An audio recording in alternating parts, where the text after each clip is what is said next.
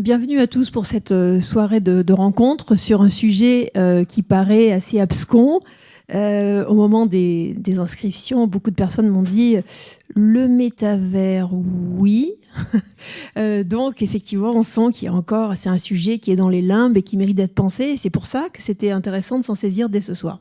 Alors j'ai le plaisir ce soir d'accueillir pour débattre trois personnes qui me semblent très complémentaires et que je vais laisser se présenter elles-mêmes en mettant l'accent sur ce qui rend leur présence particulièrement pertinente sur le métavers, puisque c'est trois personnes qui deux avec un très jeune âge et un troisième assez jeune aussi, ont de multiples casquettes, mais qu'est-ce qui précisément vous conduit à être là ce soir? Donc je vais commencer par Guillaume Le Bouchet, que je remercie vivement, d'autant plus que lui aussi a une fondation à l'Institut de France qui s'appelle la fondation IA, donc Intelligence Artificielle pour l'école, et c'est un des meilleurs spécialistes à mon avis de l'intelligence artificielle et meilleur praticien de l'intelligence artificielle en France aujourd'hui. Donc je suis très, très heureuse et très touchée de sa présence. Merci Anne, bonsoir à tous. Écoutez, merci pour cet échange et cette invitation. Alors pour me présenter, je suis effectivement le fondateur de la fondation IA pour l'école. Très heureux d'être à côté d'une autre, une très belle fondation, la fondation Kairos, qui est aussi également à l'Institut de France. Le but de ma fondation, c'est tout simplement de savoir si on peut relier les technologies à l'enseignement. Et c'est de savoir si par la technologie, quand je parle de la technologie, je parle d'intelligence artificielle, on va parler du métavers ce soir, c'est de savoir si la technologie permet d'apprendre et permet d'augmenter les apprentissages. C'est le thème de notre fondation. Notre ambition, c'est tout simplement d'être présent dans les comités scolaires, les comités éducatifs, et d'expliquer ce que c'est que la technologie, l'IA, le métaverse, il y en a d'autres, la blockchain, et de dire que peut-être tout ça, c'est une chance pour les enfants, mais qu'aussi, derrière, il y a besoin de réflexion éthique, de réflexion spirituelle, anthropologique. J'ai créé cette fondation aussi en mémoire de Michel Serres, que j'ai connu, et qui j'ai pas travaillé, collaboré. J'ai la chance de pouvoir collaborer avec Michel Authier, qui était son meilleur ami. Michel Authier préside notre collège scientifique. Je pense qu'il est dans la salle, je tiens à le saluer. Et c'est aussi de se dire que j'ai la chance de travailler depuis 25 ans dans les technologies, dans un monde extraordinaire, et que le monde qui est présent et qui vient dans la tech va changer beaucoup le quotidien de nos élèves. Et c'est pour ça que j'ai créé cette fondation. Merci Guillaume. Alors Raphaël, peut-être, vous aussi vous avez de multiples casquettes et vous aimez aussi vous livrer à ce qu'on appelle l'Uchronie, puisque votre dernier livre en est un exemple parfait. Donc on pourrait aussi tabler sur votre capacité de créativité, d'imagination pour imaginer ce que sera le métaverse demain, puisque on voit bien que le métaverse aujourd'hui, c'est quand même assez dans les limbes, hein, comme je disais tout à l'heure. Il y a beaucoup de critiques sur bah oui, c'est un peu décevant ou c'est pas autant aussi réel qu'on pensait, etc. Donc, avec votre créativité, vous devez certainement arriver à imaginer le métaverse demain, ses dangers et ses avantages. Oui, merci beaucoup d'abord à Anne Coffinier et à la Fondation Kairos pour l'invitation. Alors j'ai une formation qui à l'origine paraît très éloignée du métavers et de l'IA puisque je suis agrégé de lettres classiques et donc j'ai fait surtout du latin et du grec pendant mes études. Et j'ai ensuite fait plusieurs livres d'histoire antique. Mais ce qui m'a intéressé récemment, c'était justement le croisement des technologies et de la réflexion et l'éducation. D'abord avec ce dernier livre effectivement qui s'appelle « Si Rome n'avait pas chuté », où je me sers de l'IA pour imaginer une uchronie sur l'Empire romain et essayer de stimuler la réflexion avec un nouveau mode d'écriture, au fond, de livres d'histoire et de para-histoire. Et puis par ailleurs, je suis avec des amis historiens, co-créateurs d'un projet qui s'appelle Vestigia, pour essayer de faire se croiser les nouvelles technologies et l'histoire, donc à la fois l'IA, mais aussi justement les jeux vidéo et la simulation en 3D, donc là en lien direct avec le métavers. Merci Raphaël. Alors vous, Nathan, je vous laisse vous présenter vous-même. Certains vous voient à la télévision, d'autres vous lisent. Donc dites-nous un petit peu plus ce qui vous relie à ce sujet ce soir. Bonsoir à toutes et à tous. D'abord, merci beaucoup pour cette invitation. Merci Anne pour vos mots. Je suis très heureux de discuter avec vous. Alors moi, mon lien avec le métavers, il est triple, je dirais. Le premier, c'est que je suis un lecteur de Raphaël Dohan et de son dernier livre. Le deuxième, c'est que j'ai écrit en effet un roman. Alors, j'ai pas de légitimité du tout technique sur le métavers ni sur l'IA, mais j'ai écrit un roman où il était question d'un métavers que j'avais appelé l'antimonde. Et toute l'idée que j'avais en écrivant ce roman, c'était que peut-être face à une mutation technique et éventuellement anthropologique importante, la perspective romanesque, c'est-à-dire une perspective qui ne cherche pas à trancher, qui ne cherche pas non plus à forger forcément des thèses ou des concepts, pouvait exprimer un phénomène dans toute sa complexité. Et je fais aussi une thèse en philosophie de l'esprit, où il est beaucoup question d'intelligence artificielle et notamment du dépassement de la question de l'intelligence artificielle dans les sciences cognitives contemporaines. Donc c'est un lien indirect, mais aussi qui peut concerner la question du lien entre pédagogie et IA. Très bien, merci beaucoup. Alors, on va être très scolaire ce soir parce que je pense que pour débattre, il faut savoir de quoi on parle. Et si là, il y a bien une difficulté ce soir qui se pose, c'est savoir exactement de quoi on parle. Alors, que veut dire métavers? Pourquoi on l'appelle métavers? Alors, en anglais, métaverse, en français, métavers. Est-ce qu'il y en a un? Est-ce qu'il y en a plusieurs? Est-ce que vraiment, on sait dans quelle direction il va s'orienter, vu qu'on voit qu'il y a différents métavers, notamment américains, qui ont l'air de reposer quand même sur des approches assez différentes? Est-ce que c'est accessoirement lié à notre problématique de l'apprentissage, ou bien est-ce que l'apprentissage est central dans le métavers et ce qui va devenir demain? Bon, on voit que dans certains domaines, comme la médecine, etc., c'est déjà assez central. Mais il y a aussi plein d'autres domaines qui sont purement ludiques ou réseaux sociaux, lieux de rencontre, de discussion, etc. Donc, avant de rentrer vraiment sur la problématique, je vous demande vraiment de définir ce que vous considérez être le métavers aujourd'hui et vers quoi vous pensez qu'il peut s'orienter de manière assez généraliste, sans forcément l'articuler à notre problématique, pour qu'on sache bien de quoi on parle. Alors, encore une fois, on commence par Guillaume. Écoutez, déjà, je ne suis pas sûr qu'on soit tous d'accord sur la définition, donc on va voir si on dit à peu près la même chose et si on concorde ou pas. Le métaverse, pour le dire, je ne sais pas de manière scolaire, mais de manière pédagogique, c'est un espace. C'est un espace numérique. C'est un espace numérique où toujours les personnes peuvent échanger. Dans l'entreprise, on appelle ça le jumeau numérique. Et Anne, vous l'avez dit, il y a des entreprises américaines, aussi des entreprises françaises. Je pense à Dassault Systèmes qui a créé pas mal de jumeaux numériques dans pas mal de secteurs, la santé notamment. Et le métaverse, c'est un lieu où on va représenter virtuellement les choses. Peut-être que vous avez vu quand vous achetez des casques à la Fnac ou sur des sites de vente e-commerce, le terme AR ou VR. Donc c'est ce qu'on appelle les espaces immersifs ou augmentés. La réalité augmentée, c'est par exemple, je prends un téléphone et je scanne le monde qui est autour de moi et parfois je vois afficher certains symboles. Peut-être qu'il y a des amateurs de Pokémon dans la salle. Donc c'est ce qu'on appelle la réalité augmentée. Et puis aussi la réalité virtuelle. Ou dit autrement, on appelle ça le monde immersif. Donc en fait, je suis dans un espace complètement virtuel où je peux me trouver dans une boutique pour acheter. J'étais cet après-midi chez Orange Garden, donc le centre d'innovation du groupe Orange, qui m'ont présenté les derniers métaverses. On pourra bientôt acheter des tablettes et des téléphones de manière complètement virtuelle. Et donc tous ces mondes, derrière, il faut savoir ce qu'il y a. Donc on va retrouver beaucoup d'espaces de stockage de données, beaucoup d'intelligence artificielle, beaucoup de technologies de gaming. Donc le métaverse, ça vient aussi du monde des jeux. Et d'ailleurs, ceux qui font du métaverse sont d'abord nativement des gens qui ont déjà fait des jeux vidéo. Et toutes ces technologies, elles s'assemblent, elles s'unissent et elles essayent de construire un nouveau monde pour essayer de converser, de transformer ce qu'on appelle les réseaux sociaux, de transformer la manière de vivre.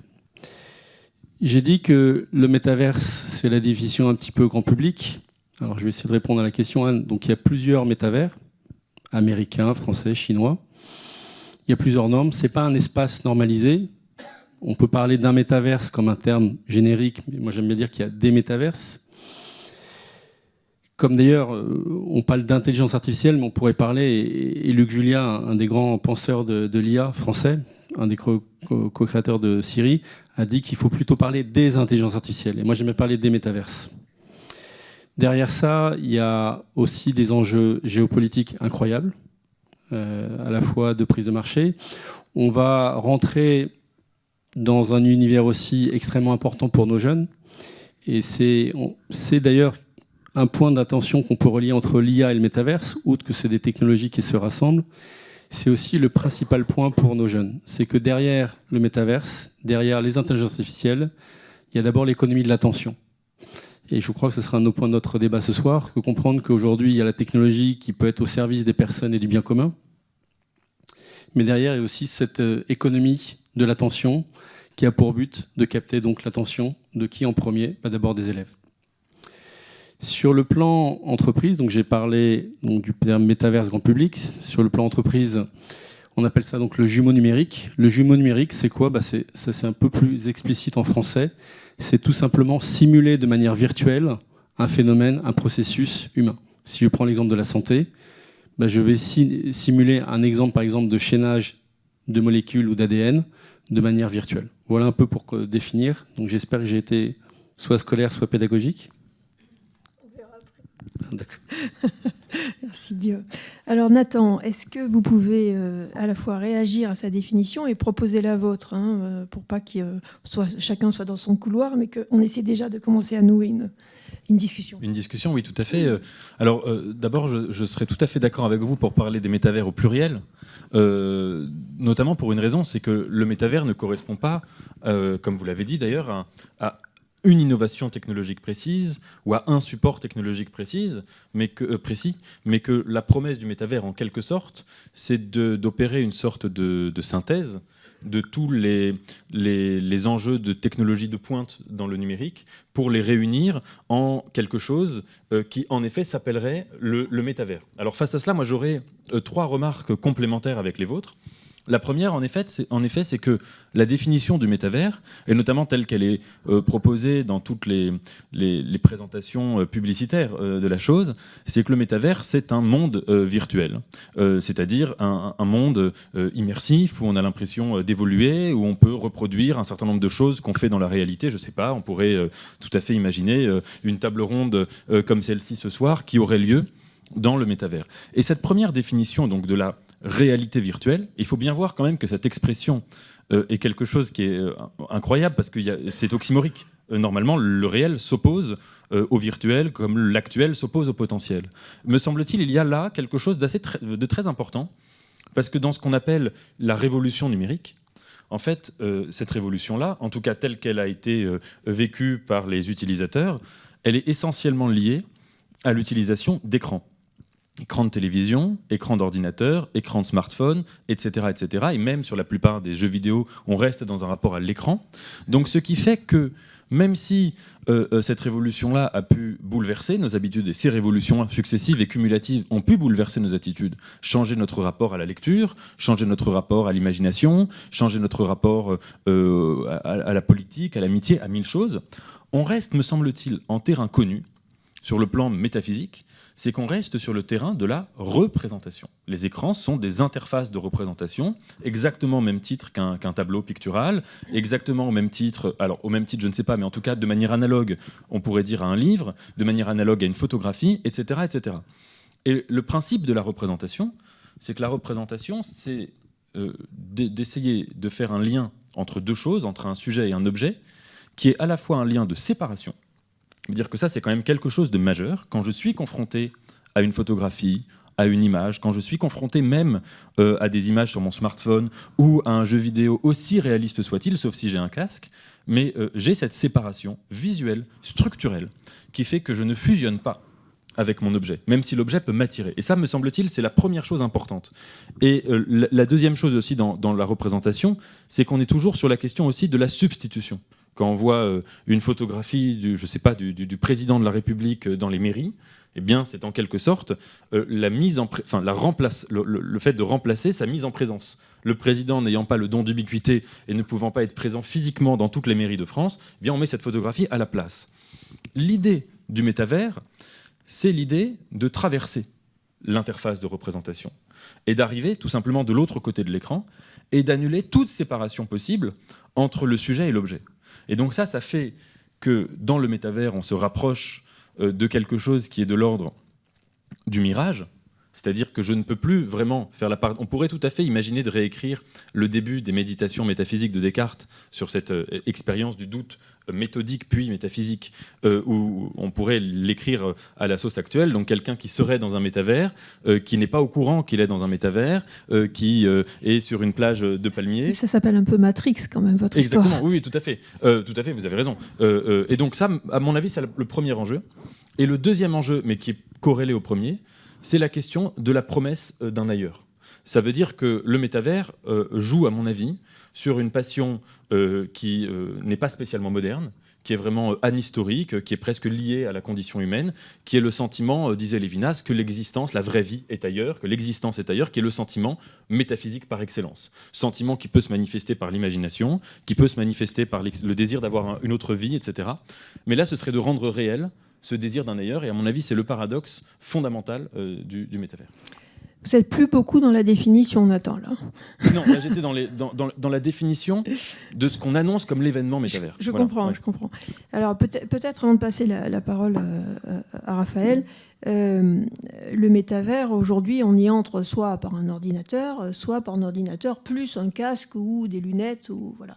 Est-ce que déjà, et puis on peut aussi en voir un système qui se met au niveau des mains, qui permet d'avoir un sentiment de préhension, de contact tactile avec une balle, avec l'autre, etc. Donc c'est vraiment... l'idée, c'est quand même de faire une expérience sensitive la plus réaliste possible. Et je ne sais pas, pour ceux qui connaissent l'histoire du cinéma, du début du cinéma, quand à l'époque de Georges Méliès, etc., quand on a inventé le cinéma, au début, il y avait l'idée qu'il fallait que ça soit une expérience sensorielle complète. Et alors, on aspergeait les salles de parfums, d'odeurs de lisier, de toutes sortes de choses pour que les gens se sentent vraiment dans la représentation. Et évidemment, ça fait tellement de catastrophes puisque les gens s'évanouissaient, etc. Donc, on y a très vite renoncé. Mais il y avait cette idée que ça ne suffirait pas de donner qu'à voir. Et là, je trouve que c'est intéressant parce qu'avec le métavers, on revient un peu dans une expérience sensorielle plus complète où on a bien sûr le sentiment par la vue, mais on a aussi la possibilité du toucher et la connexion effectivement entre les gestes qu'on fait à l'extérieur dans le monde réel qui se retrouve sur votre avatar. Donc vous n'avez pas parlé de l'avatar, mais aujourd'hui, dans la plupart du temps, dans les différents métavers existants, Bublox ou autres, il y a un avatar. Donc comme dans les jeux vidéo ou dans Fortnite, pour ceux qui jouent à Fortnite ou autre. Donc vous avez un avatar, un petit personnage, comme Jean Mineur, nouvelle version, un petit avatar, vous l'habillez comme vous voulez. Vous pouvez, dans certains cas, j'ai vu qu'il y avait des studios pour ça, lui donner absolument votre apparence, y compris de manière volumétrique, avec vos kilos, vos boutons, vos cheveux, tout ce que vous voulez. Donc vous avez un petit personnage qui vous représente intégralement ou que vous pouvez imaginer tout à fait différemment. Et ce personnage va se déplacer dans un lieu. Parce qu'avant tout, le métavers, c'est un lieu. Et c'est ça qui est curieux, c'est-à-dire que c'est une représentation d'un monde autre à travers une vision avant tout de déplacement dans un lieu.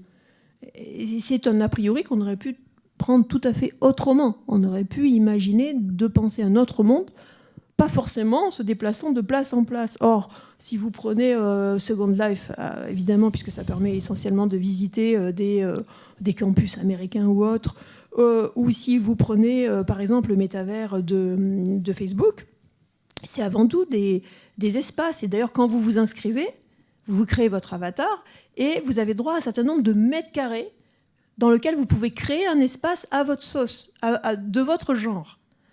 Donc vous achetez, comme on achetait à l'époque pionnier des terres dans l'Ouest américain, vous achetez des mètres carrés dans un espace virtuel sur lequel vous avez créé un espace avec une esthétique, des possibilités, des jeux, des rencontres, etc.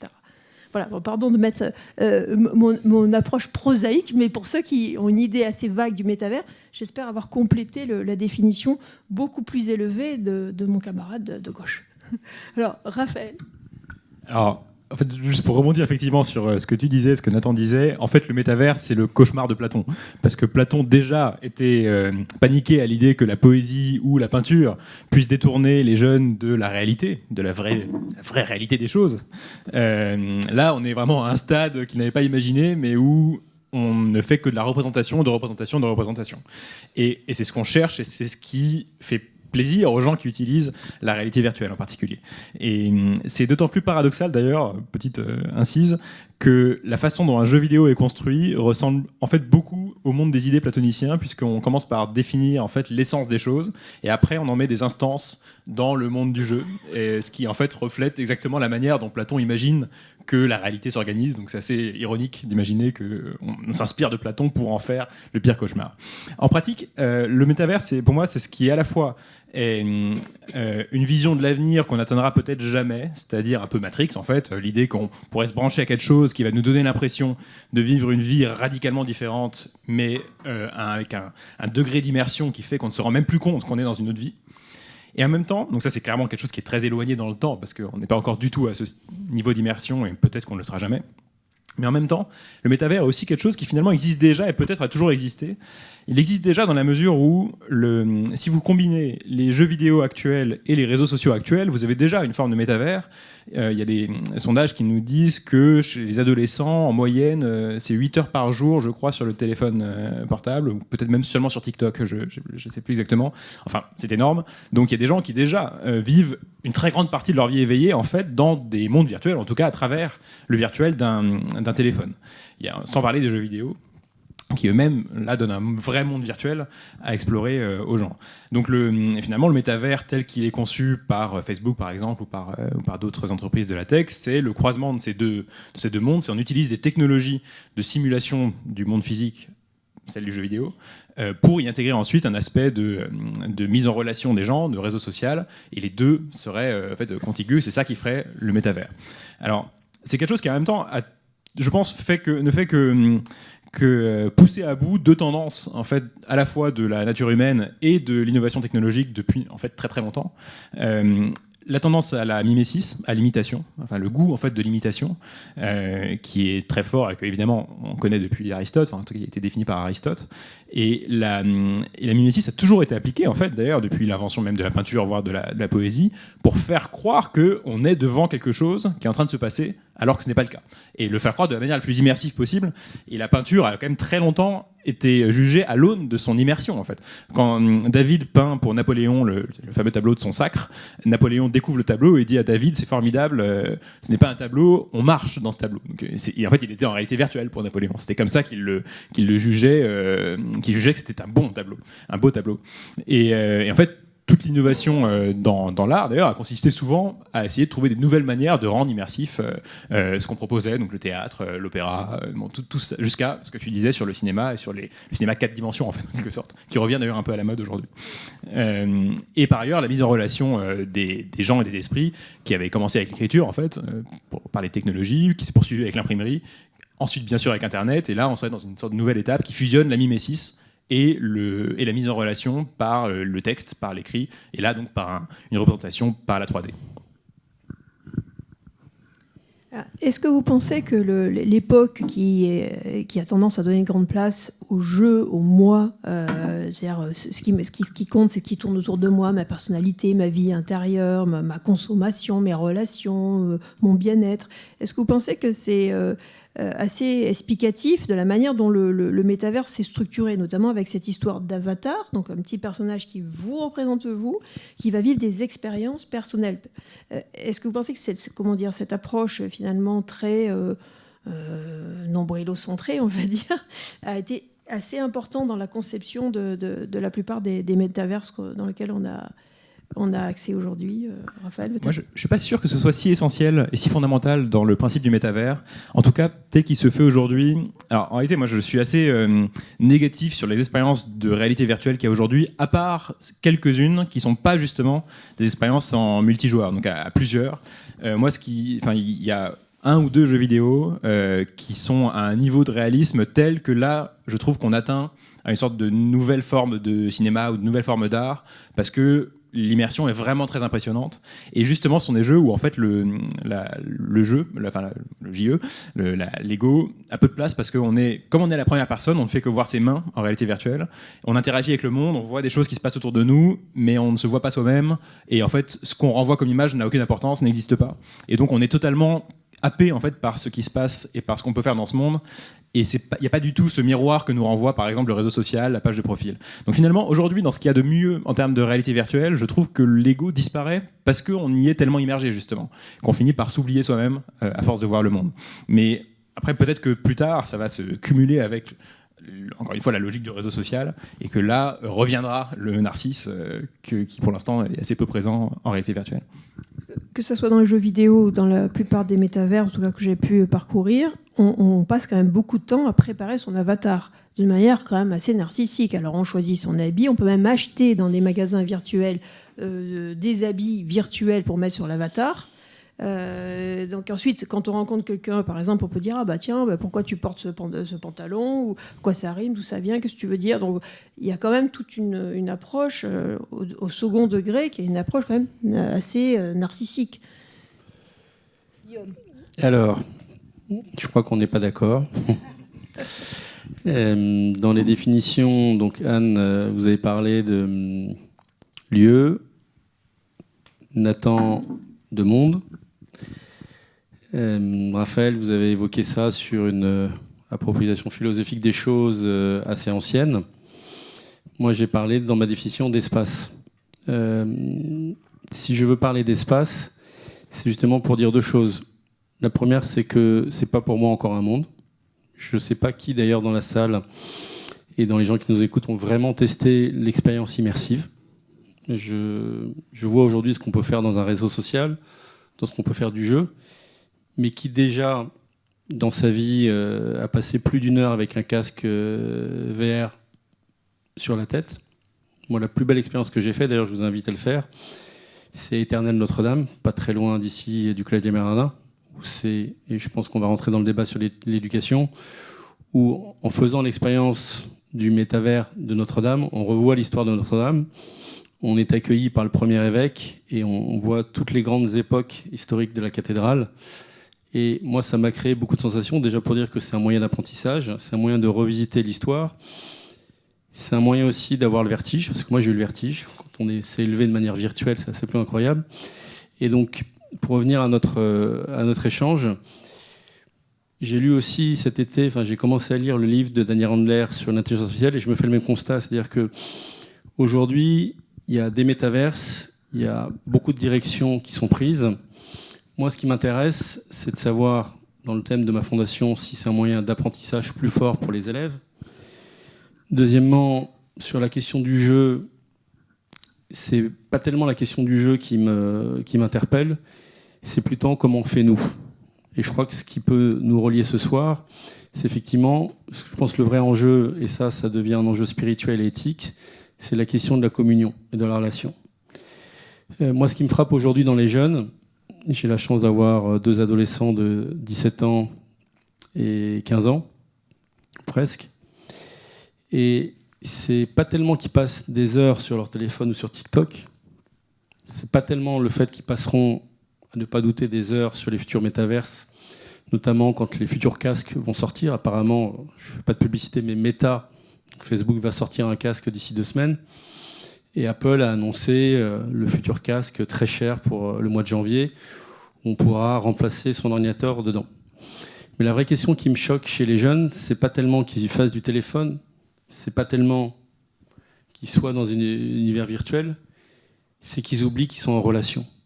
Et que, pour moi, le thème central de la technologie aujourd'hui, c'est la communion. Est-ce que la technologie nous permet d'apprendre d'une part, mais est-ce qu'elle nous permet d'être en communion, comme on est aux communions les uns avec les autres, dans cette salle pour ceux qui parlent et ceux qui écoutent, ou dans une relation de travail, ou simplement dans un temps passé entre enfants. Et je crois que c'est ça le thème central. C'est pas encore une fois la question de l'ego, pourquoi pas. Enfin, peut-être qu'effectivement, on est dans le monde de l'hyper-personnalisation. Les technologies d'IA, les technologies de métaverse vont nous donner ce qu'on a envie de vivre et d'entendre. C'est un vrai sujet aussi. Mais c'est d'abord la vraie question, comment on se relate aux autres et on fait communion. D'accord. Alors on va rentrer plus précisément maintenant dans la problématique de l'apprentissage. Peut-être qu'on peut commencer par un petit bout assez facile à imaginer.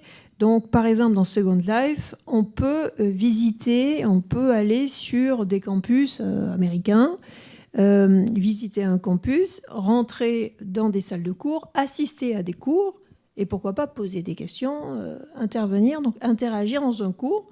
Ça peut être très intéressant en termes d'orientation. Vous voyez, si vous demandez si vous allez faire telle ou telle école, eh ben, vous pouvez passer un certain temps dans cette école, voir comment ça se passe, quels sont les cours, quelle est l'ambiance, comment c'est structuré, et vous voyez si c'est fait pour vous ou pas ce type de cours. Donc déjà, en termes d'aide à l'orientation, ça paraît assez intéressant. Mais si on part déjà de cette première expérience, est-ce que c'est un gadget qui peut être intéressant, ou est-ce que ça apporte vraiment quelque chose, cette idée de campus? Alors je dis Second Life, c'est peut-être ailleurs aussi, hein, mais des idées de campus complètement virtuel. Vous avez votre avatar, vous installez, vous discutez, vous écoutez, et vous voyez de manière assez réaliste ce à quoi ça ressemblerait si vous étiez là véritablement. Peut-être de nouveau par Guillaume. Alors moi je ne pense pas que c'est un gadget. Je pense que c'est nouveau, donc ça a forcément des forces et des faiblesses. Je crois que le point le plus important dans ces nouveaux espaces d'apprentissage, c'est est-ce que ça suscite l'envie d'apprendre ou pas aux élèves. Ce qui est très marrant, c'est que on crée des nouveaux usages. On crée des nouvelles manières de retenir, de mémoriser, peut-être de communiquer. Et moi, ce qui m'intéresse le plus là-dedans, c'est la place du professeur. C'est-à-dire que comment le professeur continue à faire classe, comment le professeur arrive individuellement à toucher les personnes et à collectivement rassembler. C'est le même lien que je fais tout à l'heure avec ce que je dis précédemment sur la communion. Il faudra voir dans les années à venir ce qui va sortir comme type d'outil pédagogique. Moi, je rappelle juste que on a quand même eu un espace, un bel exemple prémonitoire de ce que pourrait être le métaverse. Alors, ce n'est pas des technologies immersives. Néanmoins, c'était la période de pandémie. Moi, j'ai beaucoup analysé ce qui s'est passé pendant l'école à la maison.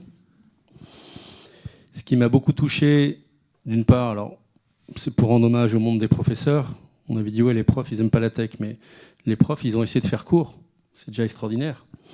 Et deuxièmement, ce qui m'a beaucoup touché, c'est de me promener sur YouTube pour d'aller chercher des images de classe avec les pastilles dans Zoom, dans Teams, où tous les élèves étaient assemblés les uns par les autres, où chaque élève avait sa place dans la classe et le prof était au milieu.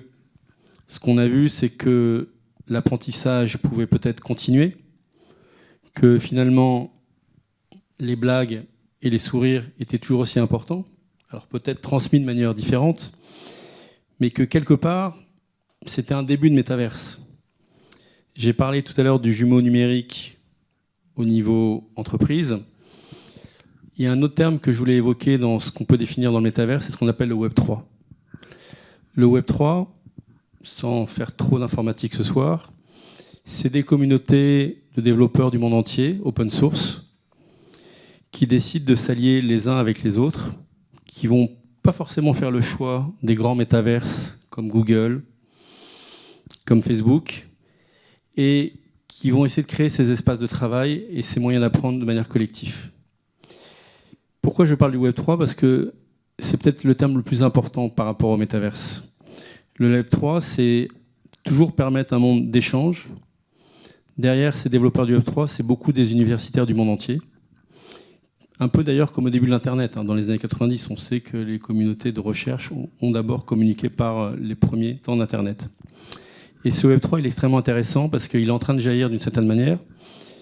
Il est extrêmement combattu aussi par tous les grands acteurs de la tech. Elon Musk avait tweeté, ou XC, je ne sais pas comment on dit d'ailleurs. On dit XC, je ne sais pas si... avait tweeté il y a quelques mois en disant « Where is the Web 3 ?» Mais en tout cas, c'est pour montrer que, vous voyez, toute cette construction d'espace, il est en plein chamboulement. Et que, en tout cas, je crois que ce qui est intéressant, c'est voir cet usage qui est en train de naître dans les systèmes scolaires, dans les systèmes éducatifs. Bien entendu, il y a des risques, mais en tout cas, moi, je les encourage. Nathan ?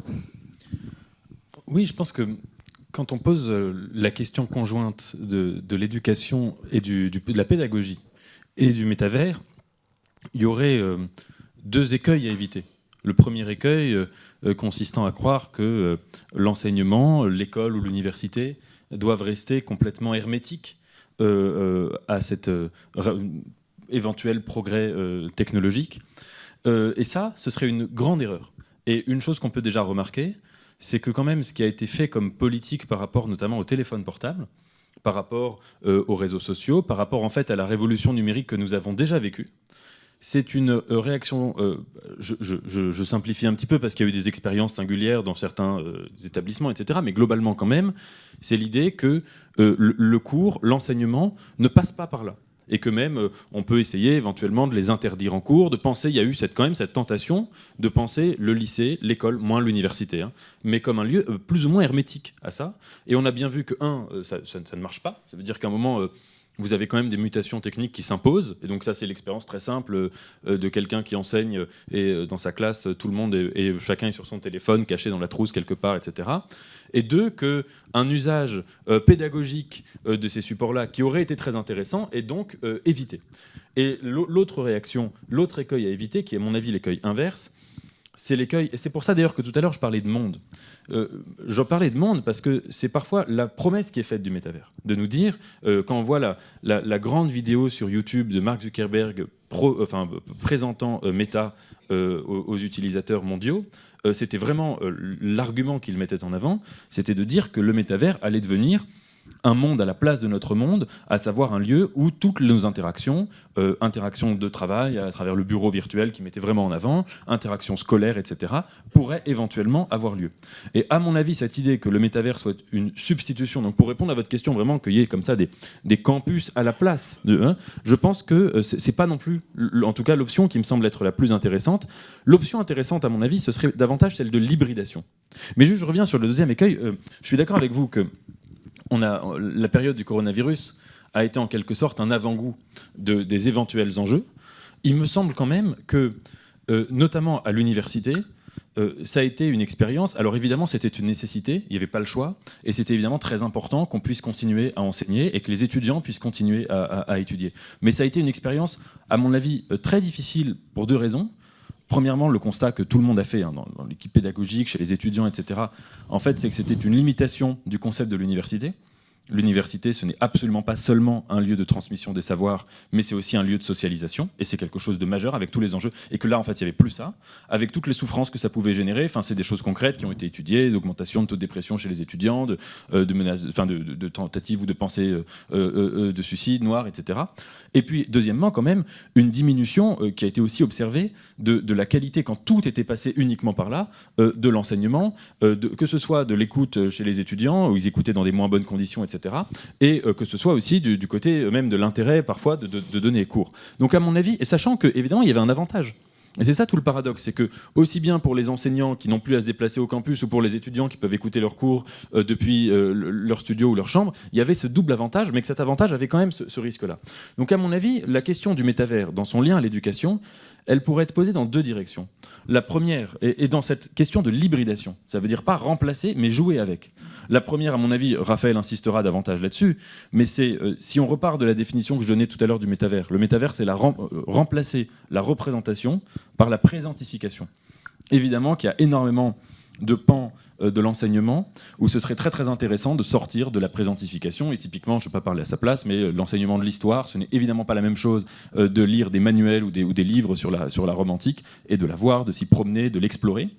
Et je fais juste une parenthèse là-dessus, c'est que aussi on se rend compte beaucoup, en tout cas dans certains courants des sciences cognitives, mais que la pensée, aussi conceptuelle soit-elle, aussi abstraite soit-elle, n'est que la prolongation de ce qu'on appelle une expérience sensorimotrice. Ça veut dire une expérience qui est à la fois sensorielle, recueillir des informations de toute nature, et motrice, le couplage de la réception sensorielle et du déplacement, et que donc l'activité exploratoire, le fait d'être présent à une mondéité, de pouvoir évoluer dans cette mondéité physiquement, se déplacer et voir la mondéité changer d'aspect en fonction des déplacements, c'est un élément central de l'acquisition de connaissances. Et donc, par exemple, découvrir une scène d'histoire importante, etc., en y étant sur place et en ayant cette impression-là, ça peut, à mon avis, avoir cette vertu.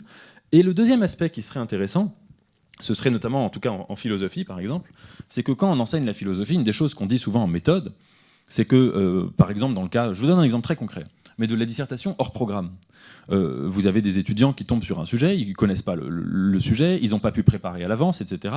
Et donc ils n'ont évidemment pas forcément les références d'un texte précis de qu'est-ce qu'aurait dit Platon de ceci, de cela. Et donc l'exemple qu'on donne souvent, le conseil qu'on donne souvent, c'est que quand on connaît bien un philosophe, qu'on l'a travaillé à fond, on doit être capable, plus ou moins, de savoir ce qu'il pense ou ce qu'il aurait pensé de n'importe quel sujet, même si on n'a pas nécessairement un texte en tête précis. Donc typiquement, Platon n'a jamais écrit sur le métavers, mais on peut savoir à partir de certains dialogues, comme le Phèdre, ce que sans doute il aurait pu en dire.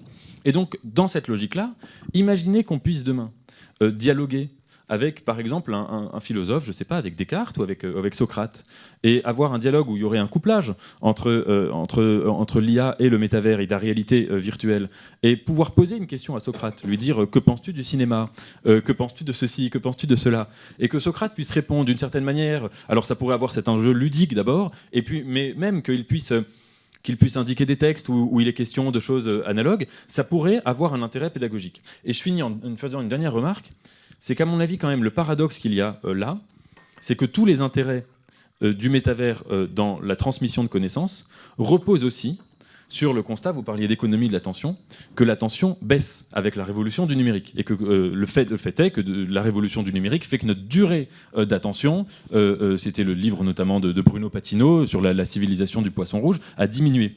Et donc, le grand paradoxe, et c'est là qu'on rejoint la grande intuition platonicienne que les progrès technologiques sont des pharmacones. Pharmacone, ça veut dire à la fois le remède et le poison. Et c'est que le métavers serait ici le remède à cette bête de l'attention, puisqu'on a moins d'attention à lire des milliards de livres sur le fonctionnement de la Rome antique, et ben on y va directement, et ça fonctionne aussi bien que si on lisait avec plus d'attention. Et en même temps, c'est acté définitivement le fait de cette baisse de l'attention. Et je trouve que ce paradoxe est en quelque sorte intéressant. Alors, je vous propose de mettre de côté la question de l'attention, parce que c'est un des sujets majeurs sur lesquels on va s'arrêter après, et peut-être de continuer encore un petit peu dans cette idée de répondre à la première question. Oui, je vais rebondir tout à fait sur ce qui vient d'être dit. D'abord, pour préciser que dans ton roman, le narrateur fait un peu la même chose avec le personnage de Gainsbourg, qui rencontre dans son métavers et avec qui il dialogue, et il a des discussions que Gainsbourg n'a pas eues en vrai, donc c'est quelque chose qui peut-être arrivera en vrai. Sur l'éducation, alors, il y a un discours amusant d'André Malraux dans les années 60. Il va à l'Assemblée nationale et il prononce un discours en fait sur l'éducation, bien qu'il soit ministre de la Culture. Et il a une proposition qui aujourd'hui encore paraîtrait extrêmement choquante par son aspect futuriste, voire technophile démesuré, qui est de remplacer quasiment tous les profs par des télés dans l'éducation nationale. Il dit on devrait prendre les meilleurs professeurs de France et leur faire enregistrer des cours, et ensuite mettre les élèves devant des télés et puis leur diffuser les cours en permanence des meilleurs profs de France. C'est quand même Malraux qui propose ça dans les années 60, donc c'était extrêmement audacieux, ça n'a pas du tout été suivi. Et je me suis demandé pourquoi d'ailleurs ça n'avait pas été suivi, parce que même bien avant Malraux, Thomas Edison, en découvrant le cinématographe, avait dit ça va être une révolution dans l'éducation, qu'on puisse avoir de la vidéo. Et puis en fait, pas tant que ça, quoi. On a tous vu, quand on est en cours de SVT, je sais plus comment ça s'appelle, le truc où on voit le corps humain en vidéo. Mais bon, on n'a quand même pas vu tant de vidéos que ça dans notre éducation, et malgré tout, les profs sont bien là. Et je me suis demandé pourquoi. Il y a d'une part, sans doute de l'inertie dont tu as parlé. On n'aime pas trop chambouler les choses si rapidement. Mais voilà, ça fait un siècle d'inertie par rapport à l'invention du film. Donc c'est beaucoup. Et les autres aspects, bien sûr, c'est en fait un aspect positif qui est que l'école, elle a cet avantage de permettre la sociabilité dont on parlait tout à l'heure. Et puis l'aspect plus négatif qui est que l'école, c'est aussi ce qui punit quand on ne fait pas le travail. Et pour l'instant, dans le métavers ou avec un tuteur intelligence artificielle, par exemple, on n'a pas encore de système qui permette de vraiment punir l'élève qui ne fait pas son travail, qui n'apprend pas, qui n'étudie pas. Et à la limite, c'est ça que l'école fait, c'est qu'elle donne un cadre pour contraindre à étudier. Ensuite, moi je rejoins tout à fait ce que disait Nathan sur l'intérêt d'hybrider les deux, et que la réalité virtuelle ou la simulation 3D en général a l'avantage de pouvoir être un professeur d'intérêt, de pouvoir donner de la passion pour des choses, parce que dans le cas de l'histoire, moi j'ai attrapé la passion de l'histoire parce que j'ai lu des bandes dessinées historiques et que j'ai joué à des jeux vidéo historiques. C'est comme ça que ça m'est venu, et ensuite j'ai fait des cours d'histoire, et j'ai lu des livres d'histoire, et tout ça s'est consolidé. Mais à l'origine de ma passion, il y avait des expériences esthétiques ou littéraires ou sensorielles qui m'ont été données notamment par des outils de proto-métavers en fait. Donc je pense que c'est très utile. Par contre, en termes de pure capacité d'apprentissage, je ne suis pas sûr qu'on ait un gain immense, tout simplement parce que il y a trop d'aides en fait. C'est un peu comme si on vous demande de savoir comment fonctionne le cœur humain par exemple, et qu'on vous donne d'une part un texte qui décrit le fonctionnement du cœur, ce qui n'est pas évident à se représenter, de dire dans quel sens va le sang, par quelle valve, quelle artère, etc. Et à d'autres élèves, on va donner une vidéo qui montre une simulation 3D du cœur. Évidemment, les élèves qui voient la simulation 3D, ils vont intuitivement comprendre plus facilement de quoi il s'agit, mais ceux qui l'auront retenu le mieux, c'est peut-être ceux qui auront dû faire l'effort intellectuel et cognitif de se représenter ça par eux-mêmes à partir d'éléments plus épars, plus abstraits, comme le texte ou peut-être juste des schémas fixes. Donc, il faut toujours garder un équilibre, je pense, entre les éléments bruts d'apprentissage qui forcent l'élève à trouver lui-même les connexions entre les éléments qu'il doit apprendre, et la capacité des technologies nouvelles de faire rêver, en fait, de donner de la passion pour la matière, et ainsi de forcer, enfin pas de forcer justement, mais d'inciter l'élève à déployer l'effort nécessaire pour apprendre ce qu'il doit apprendre. Je voulais juste rebondir sur ce que vous venez de dire. Les télévisions au temps de Malraux ne sont pas les écrans d'aujourd'hui.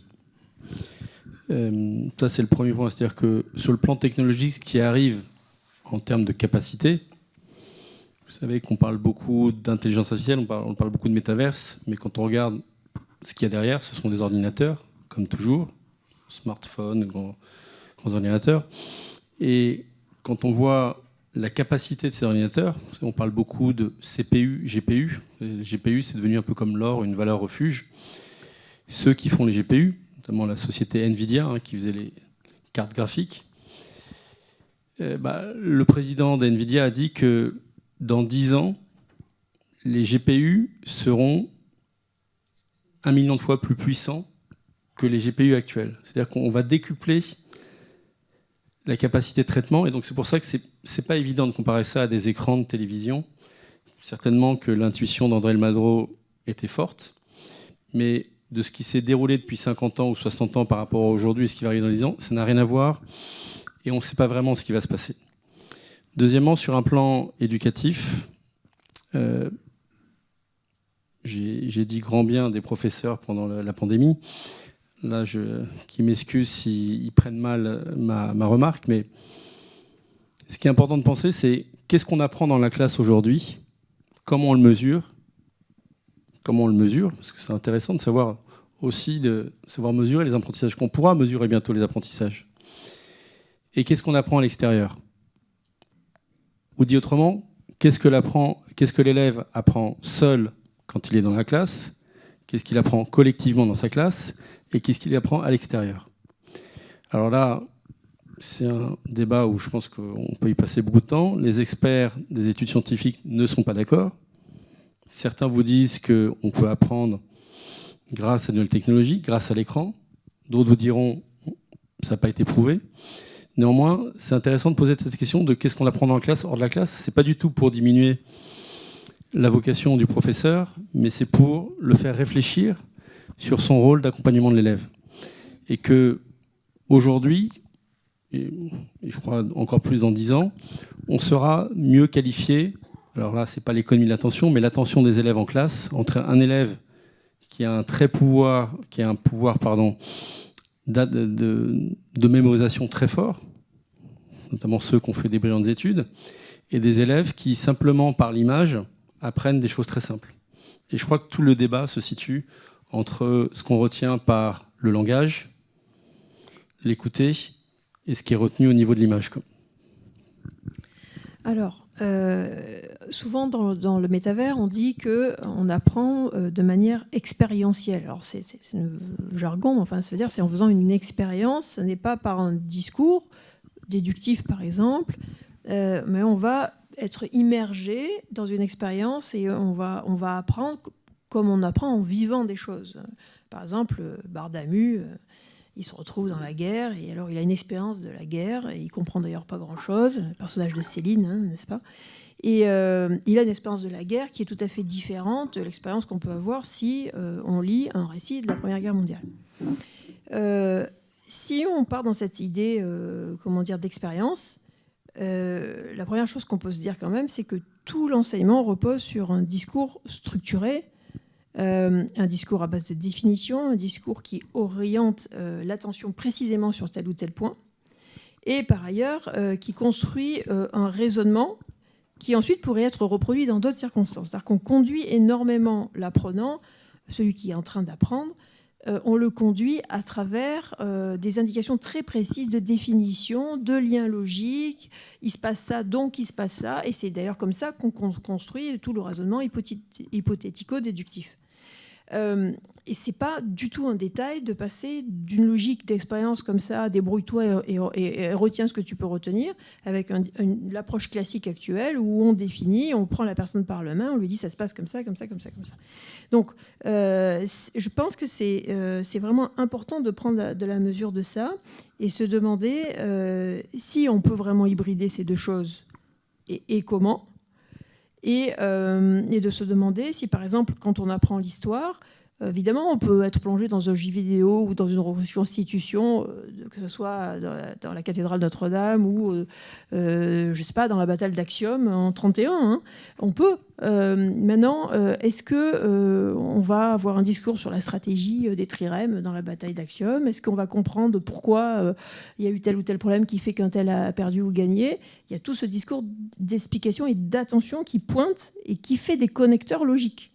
Donc comment on fait pour ne pas perdre tout ce qui fait finalement le cœur du cœur de l'apprentissage, qui est de proposer des hypothèses, des définitions et des interactions de cause à effet pour ensuite permettre à la personne de comprendre et de reprojeter dans d'autres univers ou sous d'autres sujets ce même type d'approche.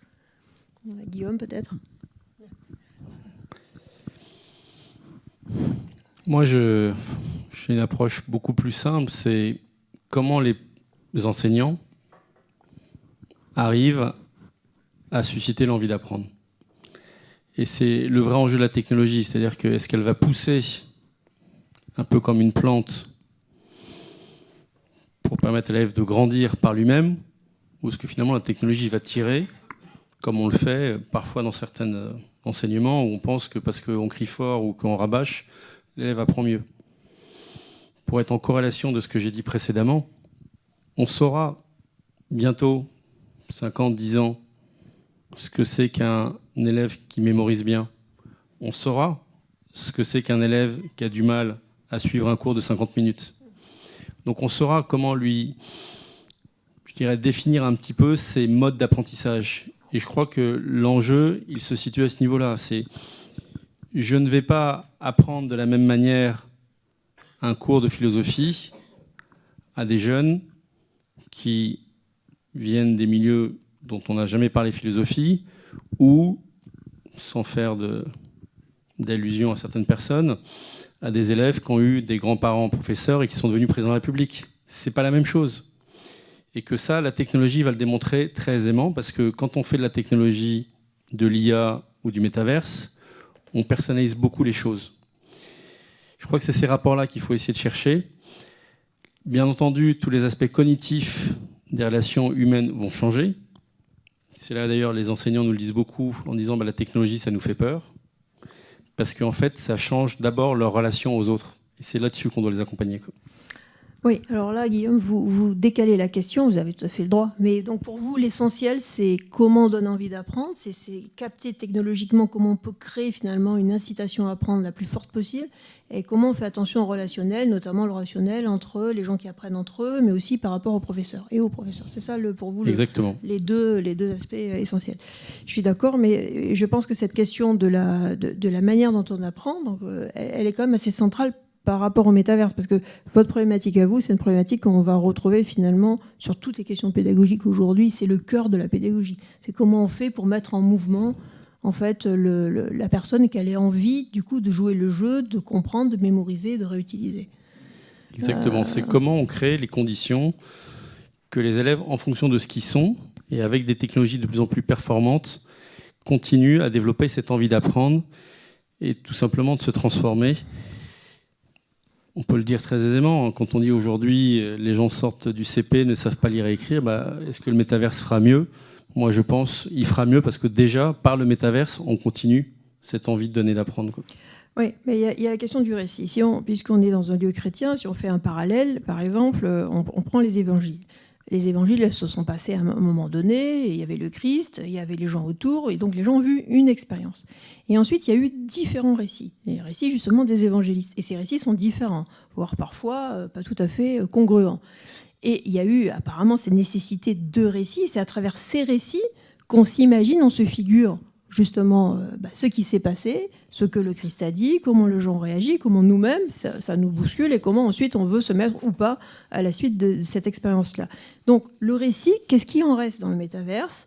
Et le discours hypothético-déductif, qu'est-ce qui en reste dans le métaverse ? Est-ce qu'on verse dans la pure expérience, ou on arrive quand même à construire un récit, une interprétation, un recul critique, qui est quand même le cœur même de l'intelligence et de l'apprentissage traditionnel ? J'aurais une réponse d'abord sur ce qu'on doit apprendre de manière minimum. Je pense à ça parce que mon épouse est professeure de philosophie au lycée et elle a vu des élèves qui, par exemple, ils parlaient de Galilée dans un cours. Il y a des élèves qui croyaient qu'il y avait la photo à l'époque de Galilée. Ils pensaient qu'on avait des photos de Galilée, ils voyaient les tableaux, ils croyaient que c'était une photo. En fait. Et ça, c'est en terminale quand même, hein, après avoir eu pas mal d'années de cours d'histoire, où ils ont dû voir en plus en histoire probablement les inventions de l'époque moderne, avant la Renaissance, enfin bon. Et je me dis que si ces élèves avaient vu quelquefois, enfin été immergés peut-être en réalité virtuelle, dans des environnements de l'époque de Galilée, je pense qu'ils auraient vu de manière plus intuitive que la photo n'est pas de ce monde-là, quoi. Enfin, parce que ça se voit, ça se sent quand on est dans un environnement de cette époque que la photo n'est pas encore là. Enfin, je pense que quand on a un peu voyagé dans le temps de manière visuelle et immersive et qu'on a touché des choses virtuellement, je pense qu'on se rend compte plus facilement qu'il y a des impossibilités chronologiques que quand justement on n'a vu qu'un récit en fait, paradoxalement. Et que le récit seul, dans son abstraction, parfois en fait fait manquer des choses énormes et qui font que le récit s'effondre en fait, parce que sinon il n'y a plus rien en arrière et qui font qu'il ne tient pas. Donc je pense d'une part que la sensation et l'expérience que permet la réalité virtuelle en particulier sont en fait un ciment nécessaire au récit. Ensuite, le deuxième point qui est intéressant avec les jeux vidéo en particulier, en fait, à la simulation 3D en temps réel, en fait, en général, c'est que ça permet justement des simulations. Donc, tu parlais de la bataille d'Axiom. On pourrait très bien imaginer, d'ailleurs, ça existe, des simulations de stratégie où on met l'élève à la place d'Auguste, par exemple, et de lui, enfin, d'Agrippa plutôt en l'occurrence, et de lui dire, voilà les éléments à ta disposition, tu as tant de trières, la géographie est comme ça. Comment tu gagnes cette bataille ? Et là, ça peut être vachement intéressant parce qu'on découvre toutes les caractéristiques de ces bateaux, toutes les forces en présence, les questions de morale, les enjeux derrière peut-être aussi. Et tout ça, on l'apprendra mieux qu'en ayant un récit. Petite digression, avant que vous continuiez, c'est ce que font les Américains depuis très très longtemps, Oui. que nous ne faisons pas du tout à l'université. Ils vous disent, voilà, vous avez tant de divisions, vous êtes à tel endroit, vos troupes sont situées là, comment vous faites pour gagner la bataille ? C'est le wargame. Et voilà. Et le wargame, il est vraiment absolument banal aux États-Unis et complètement y compris inexistant. dans les formations d'état-major. Voilà, y compris dans les formations d'état-major, mais aussi à l'université, en apprenant l'Antiquité. Et donc cette idée de se mettre dans la place de quelqu'un qui pourrait agir sur le passé et qui va faire des choix, c'est absolument dans l'état d'esprit américain et pas du tout dans le nôtre. Donc quelque part, le métavers, c'est encore cette idée-là, quoi. Oui, complètement. Et d'ailleurs, il y a peu de passionnés d'histoire de mon âge, même des plus âgés, qui n'ont pas déjà joué de manière assez intensive à des jeux de stratégie, justement. Parce que c'est très naturel, en fait, quand on aime l'histoire, de s'intéresser à ça. Et je pense que ça gagnerait, en fait, à être beaucoup plus diffusé, y compris dans la formation militaire et ailleurs. J'aimerais beaucoup, par exemple, faire une émission de télé-réalité où on prend les élèves de l'ENA à l'ENA et puis on les fait tous jouer à une simulation de la politique française et du gouvernement français et voir ce que ça donne. Ce serait assez intéressant, je pense. Oui, alors si l'émission existe, je demande à la voir parce que ça serait drôle. Oui, votre question, si je la comprends bien, elle interroge l'écart qui existe dans l'école française et peut-être plus largement dans notre pensée entre la connaissance abstraite et l'expérience vécue, ou entre la connaissance a priori et l'expérience a posteriori, celle empirique qui dépend des sens. Et c'est vrai que si on regarde ce qui se pratique aujourd'hui à l'école, alors bon, comme Raphaël, je vais parler de ce que moi, en tout cas, j'ai pu en voir, et c'est en effet à peu près la même chose. Ça veut dire que l'enseignement est quasiment exclusivement un enseignement abstrait, et qui passe notamment par l'écriture, par les manuels, etc., et avec ces liens logiques que vous avez dit, et que les expériences concrètes sont de plusieurs ordres. Soit c'est en effet de temps en temps, après un cours d'histoire, montrer un film, et donc on a eu le moment abstrait, et puis on vous montre cela comme application. Soit c'est impression purement subjective, ça n'a aucune valeur ce que je vais dire, mais j'ai pas l'impression d'ailleurs que ça plaise tant que ça aux élèves. Quand on fait ça, ça peut les intéresser un petit peu, mais ils n'y voient pas, je pense, un moment de grand divertissement ludique. C'est tout le paradoxe du professeur d'histoire qui se dit « je vais montrer un film sur Cléopâtre, ce sera plus sympathique que mon cours », et en fait, le visionnage du film est presque aussi, entre guillemets, pas ennuyeux, mais vous voyez les mêmes signes d'impatience, on attend, on regarde la montre, on attend la récréation, que le cours en lui-même, voire plus. Donc bon. Deuxièmement, c'est l'élève qui fait son expérience vécue tout seul.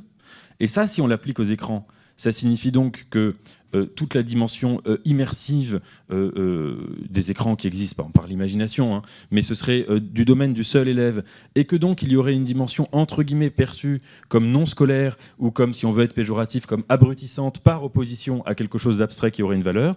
Et troisièmement, c'est parfois des exemples concrets. Enfin voilà, en philosophie, quand on donne un cours, on essaye imaginativement d'envisager plein de situations où on pourrait appliquer des concepts. Mais cet écart-là, ce gouffre, il me semble problématique. Et peut-être que le métavers pourrait nous donner l'occasion d'essayer de le combler. Et il me semble problématique à deux égards.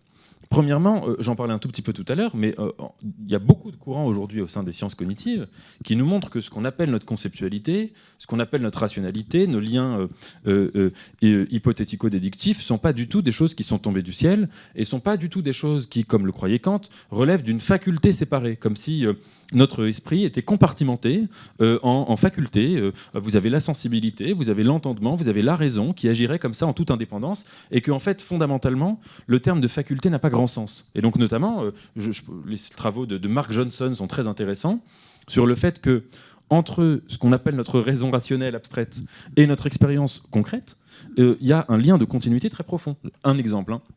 Mark Johnson étudie le fait que tout notre concept de la justice comme équilibre, justice comme pondération, justice comme équilibre entre deux excès, deux valeurs opposées, morales opposées, eh bien tout ce concept-là, il découle très très probablement, en tout cas selon lui, du fait de l'équilibre postural, du fait de savoir se tenir debout et être en équilibre et ne pas tomber. Et que du schème sensorimoteur de l'équilibre à l'expérience visuelle de la symétrie, et ensuite à ces rationalisations ou à ces conceptualisations jusqu'à la notion la plus abstraite qui soit, celle de justice, eh bien en fait il y a une continuité profonde. Sur cette base-là, on pourrait en effet envisager, et je suis totalement d'accord avec ce que Raphaël dit, quand il dit que par exemple, dans un cours d'histoire, essayer de se mettre, non, c'est pas pour se mettre à la place des personnages de manière ludique, mais de comprendre le dynamisme qui peut exister au sein d'une bataille, exactement comme dans La Recherche du temps perdu, quand le narrateur parle avec Saint-Loup, qui va à l'école militaire à Doncières, et quand Saint-Loup rentre, il parle au narrateur des grandes batailles, et ils ont des grandes réflexions guerrières, militaires intenses, et bien c'est précisément en essayant de rejouer des batailles, et en effet. Et le paradoxe d'ailleurs, et on pourrait aller, c'est peut-être la chose que je voulais, le désaccord que j'avais avec Raphaël, quand tout à l'heure il a défini le métavers, tu as dit que c'était ce dont Platon aurait eu en horreur, et ce qu'il aurait tenu pour le contraire de sa propre pensée. Mais ce qui est intéressant, c'est que si on pense en effet dans l'histoire des techniques, l'apparition de l'écriture, c'est quelque chose que Platon condamne très vivement. Et pourquoi Platon condamne l'écriture ? Un des grands arguments de cela, c'est qu'il condamne l'écriture parce qu'elle est figée par rapport à la pensée orale, et que parce que précisément, elle donne lieu à une pensée qui est réduite à comme ça des liens hypothético-déductifs qui seraient, si vous voulez, passés au morphole en quelque sorte. Et face à cela, quand il fait l'apologie de la pensée orale, peut-être qu'aujourd'hui, en fait, on pourrait tout à fait, pour être dans la logique du métavers, Platon, s'il était là, peut-être qu'il pourrait nous dire, dans la continuation de sa condamnation de l'écriture, de la même manière que j'ai condamné l'écriture, je condamne encore plus fermement le métavers, parce que le métavers, c'est l'aboutissement de l'illusion, du mirage, du faux, etc. Mais peut-être pourrait-il dire, et ça ne me semble pas exclu, le métavers, c'est aussi le fait de rejoindre quelque chose qui est un logos vivant, qui se rapproche de la parole orale contre la parole parlée, exactement la même opposition qu'on retrouve à la télévision. Et peut-être que dans ce cas, en effet, ce serait l'occasion, si on hybridait le fonctionnement actuel du lycée ou de l'université ou du collège avec des technologies de réalité virtuelle, peut-être que ça pourrait en effet retrouver un équilibre entre cette pensée prétendument abstraite et des expériences vécues et incarnées. Merci. Avant de passer à la dimension éthique, il y a un point que j'aimerais bien souligner, c'est que la conception qu'on a aujourd'hui de l'éducation, elle est tout à fait tributaire d'une vision très 19e-iste, finalement, de la caserne. C'est-à-dire qu'on a un établissement, ils se ressemblent à peu près tous. Le but, c'est quand même de surveiller. Alors, c'est pas surveiller et punir de Lacan, mais enfin, c'est à peu près ça. Hein.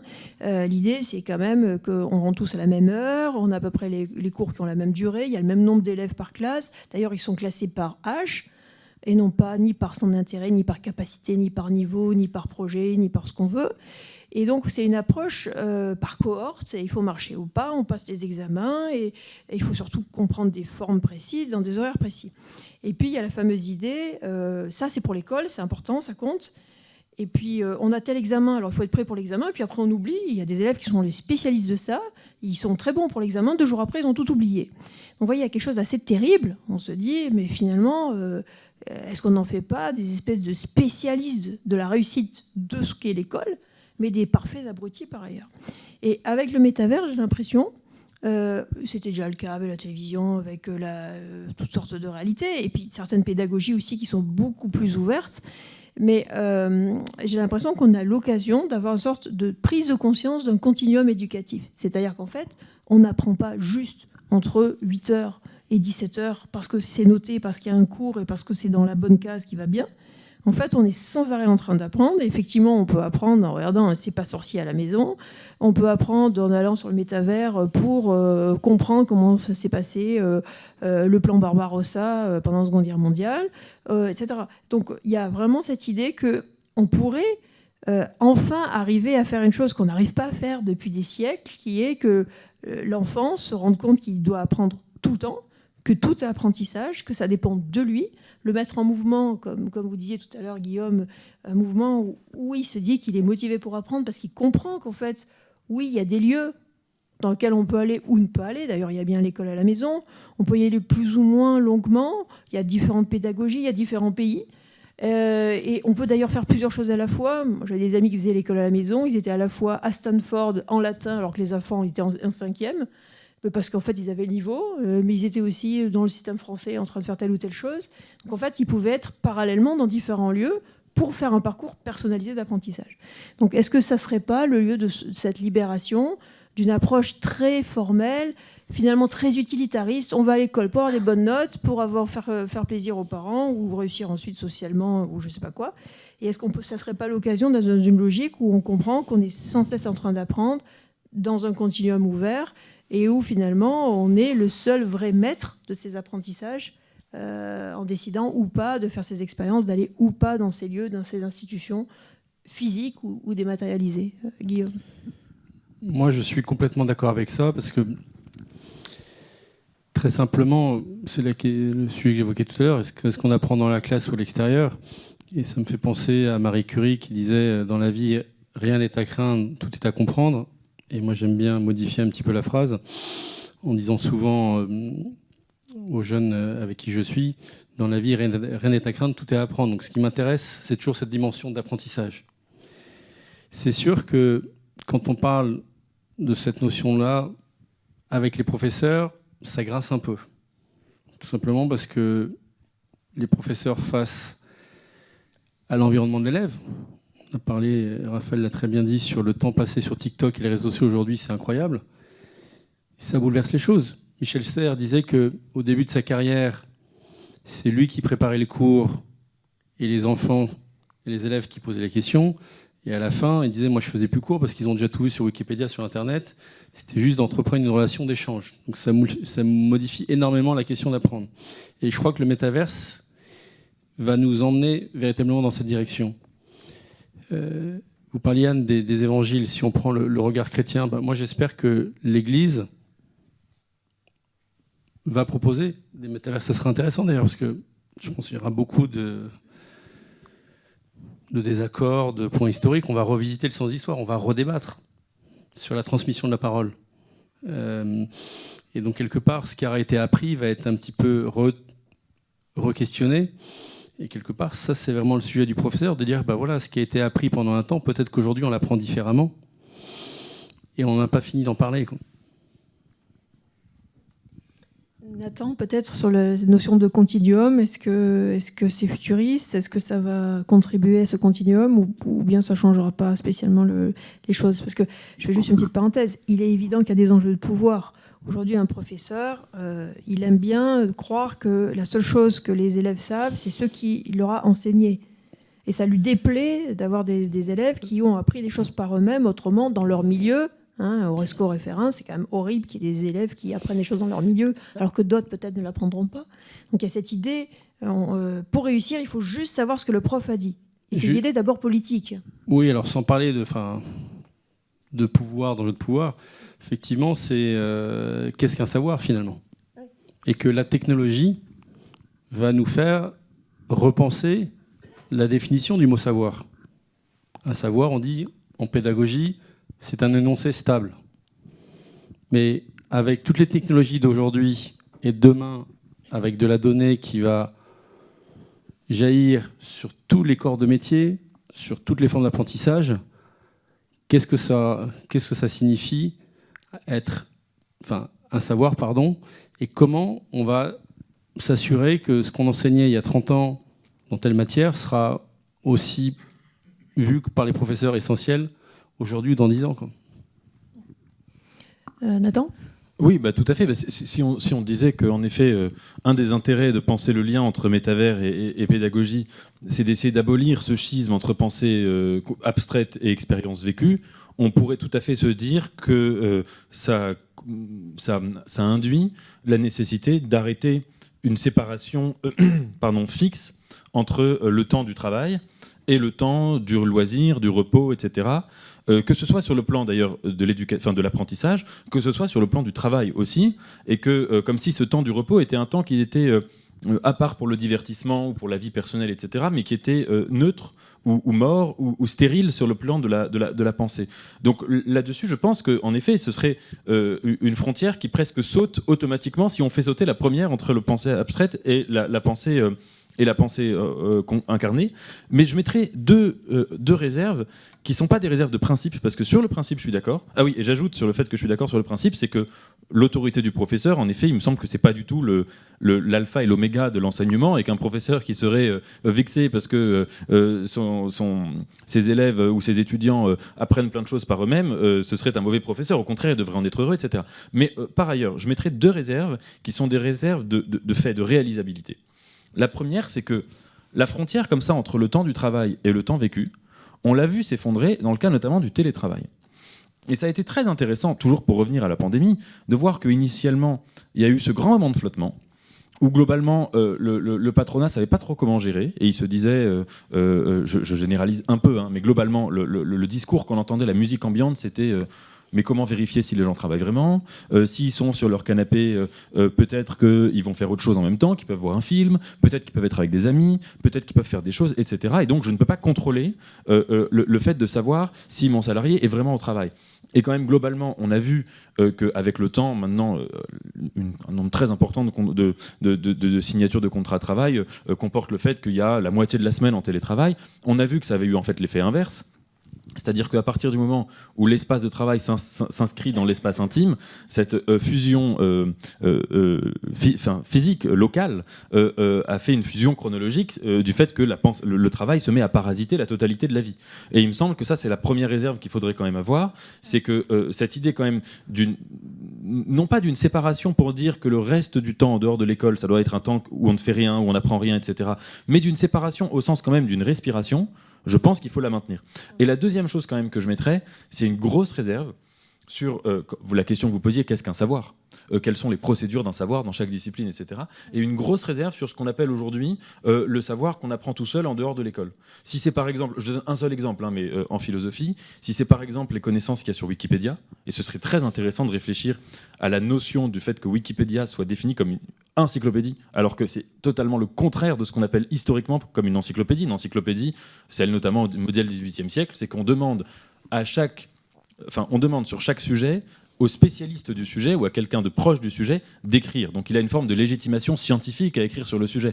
Wikipédia, c'est exactement l'inverse, on en parlait tout à l'heure, c'est des gens, on ne sait pas qui c'est, qui écrivent sur absolument tous les sujets, etc. Et dont la seule critère de légitimation sont leur ancienneté et leur degré de participation au site. Et donc, typiquement, je pense que ce genre de support, par exemple en philosophie, c'est extrêmement dangereux et que c'est le contraire du logos vivant, typiquement. Donc c'est pour ça que je mettrai cette deuxième réserve-là. Je vais quand même un tout petit peu défendre Wikipédia, on en parlait à l'instant avant la rencontre, parce qu'en histoire par contre c'est vachement bien. Non, globalement je trouve que c'est de bonne qualité et qu'en tout cas c'est d'une meilleure qualité et beaucoup plus expansif que ce qu'on avait dans les encyclopédies précédentes. Et juste les encyclopédies du 18e, enfin celle de Diderot et d'Alembert, il y a quand même la moitié des articles je crois qui a été fait par un seul type, qui est le chevalier de Jaucourt, donc c'est pas non plus une expertise absolue sur tous les sujets. Mais c'est vrai que l'expertise était moins grande à l'époque et quelqu'un pouvait la connaître plus facilement qu'aujourd'hui.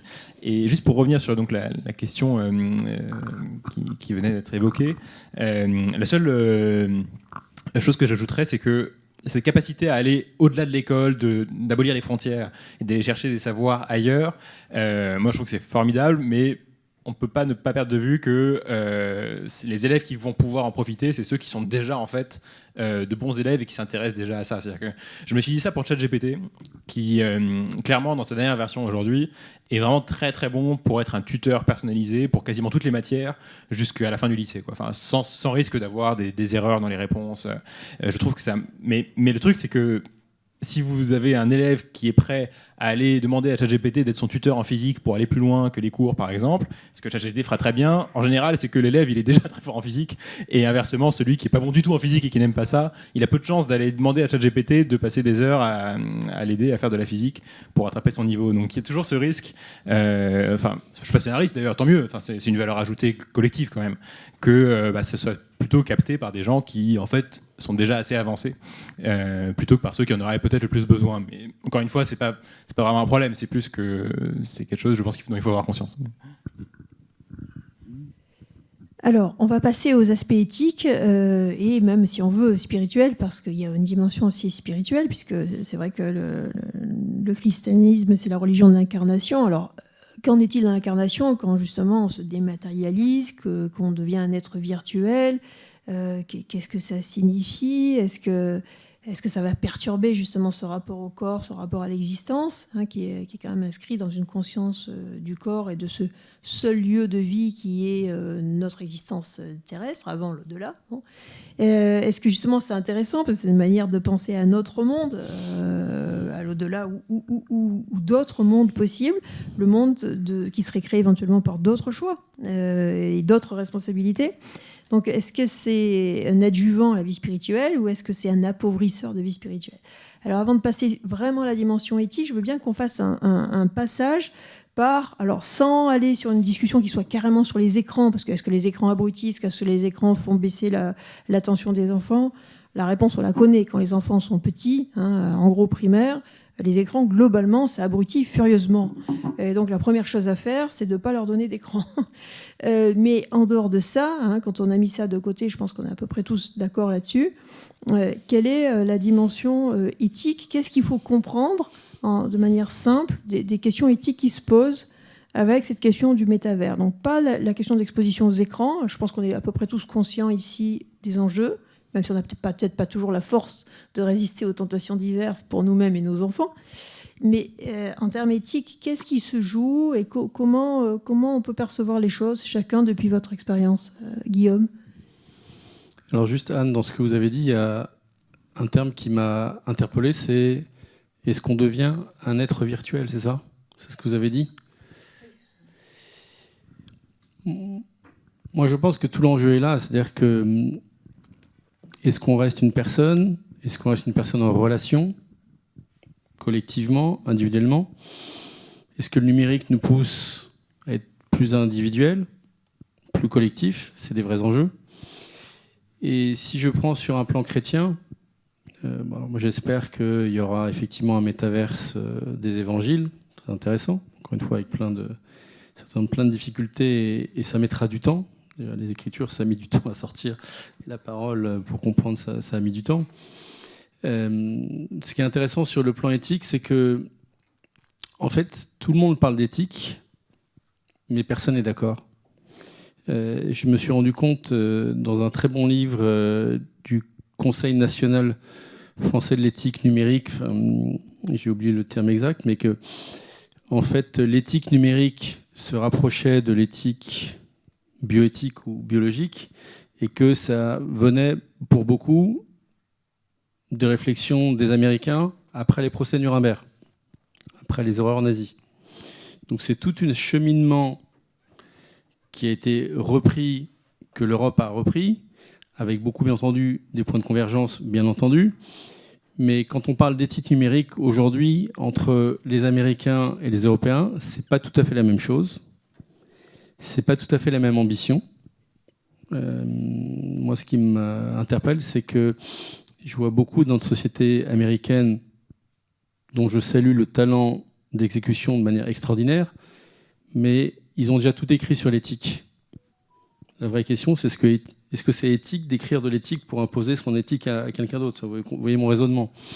Et qu'aujourd'hui, quand on voit l'arrivée des métaverses, des intelligences artificielles, rien que ça, moi, c'est un de mes sujets de travaux, alors c'est pas le plus fun de mon travail, mais comparer la manière dont ChatGPT produit l'information sur la partie algorithmique par rapport à Google, pourtant c'est des Américains, mais c'est déjà deux mondes complètement différents.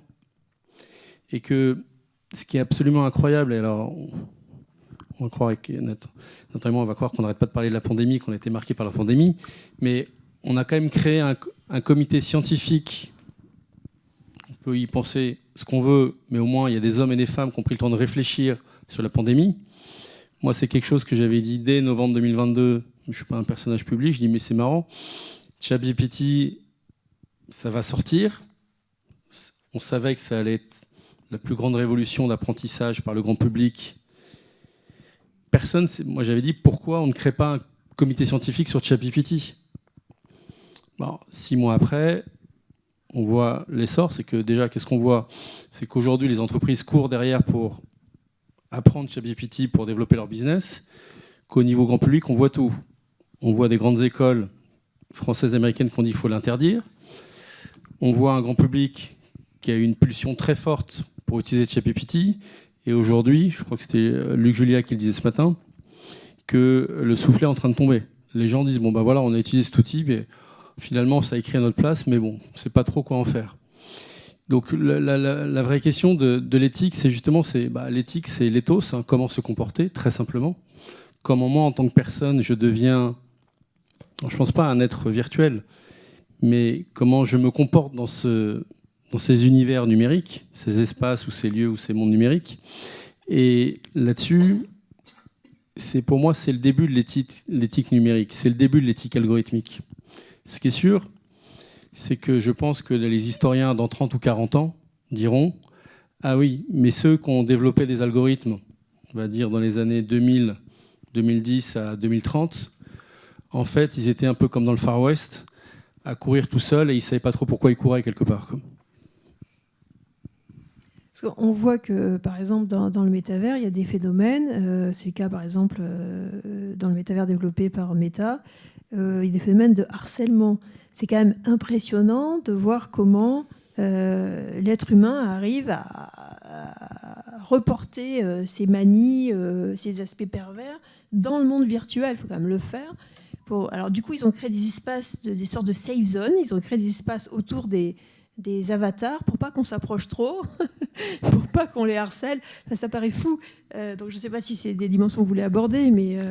Moi, je trouve que ça m'a paru très, très surévalué, ces craintes-là de harcèlement. En fait, je pense que c'est surtout des journalistes américains qui, parce que c'est la mode de parler de ces sujets-là dans la vraie vie, se sont dit, tiens, à l'époque où c'était vraiment la mode à son acmé du métavers, avaient dit, tiens, je vais essayer de faire un article là-dessus. En fait, c'est quand même un monde où justement vous pouvez vous téléporter en un instant, vous pouvez changer de monde en permanence. Donc franchement, ceux qui arrivent à se faire harceler là-dedans, je sais pas comment ils font. C'est à la limite sur les réseaux sociaux, là ça a un sens, mais Meta, on n'est pas à un point où les gens ont des relations dans le métavers de Meta tel que ça fait des phénomènes de harcèlement du tout. Enfin, par contre, sur Instagram, peut-être. Enfin, mais pour l'instant, en réalité virtuelle, c'est, je trouve, très, très surévalué. Les questions d'éthique, par ailleurs, il y en a une qui a été beaucoup posée à l'époque, dans les années 90-2000, sur les jeux vidéo, c'était est-ce que les enfants n'arrivent plus à distinguer le réel du virtuel ?